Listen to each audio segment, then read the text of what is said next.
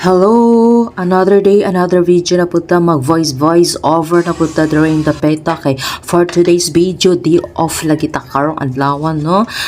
Usa ta mag-ikid-ikid, usa ko mag-exercise karong adlaw kay kinahanglan jud nato mag-exercise para di ta mabidzaan. Agay! Bitaw, bahala mo diha. Basta I love my own. Bitaw sa pagmata na ako mo asikasos ako dani magluto sa jud kog mga sinaing o unsa pa na diha akong buhaton usa magkuan usa ko mag exercise kay kaning pag-exercise nato, no, importante ka jud ni sa atong lawas para baskog ta unsa mo sexy o bitaw bisag di ta mo sexy basta ang importante baskog ra atong tuhod kay ano sa man ta mamalandong ana na ta mamalandong og nihigda na ta kinahanglan jud nato mag-exercise labi nang naat na tas mga idaran na mao ni habang nakasalang aw gaikid-ikid lang pugod anhi sige ra pugod ikid-ikid TikTok ato sa FB, edit dito, edit doon, TikTok dito, TikTok doon,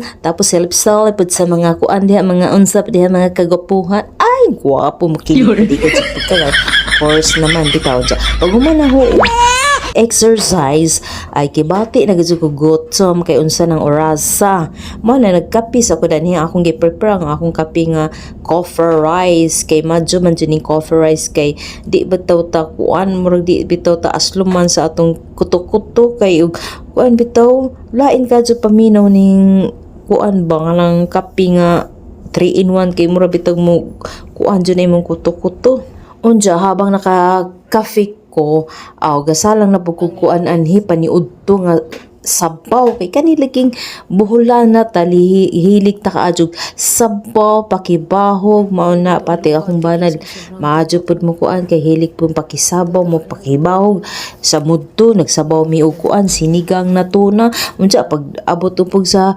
panihapon pagkahapon na pud kakuan gusto na pud siya mo sabaw ambot ani sige ra siguro ni nakahurot ng ijahang kuan mo nang gusto siyang magpasabaw hala pasabaw para di mahutdan og kuan kay bona ka alagyo ito bumili na naman siya ng tuna na buto-buto wala po niya siya ng sabaw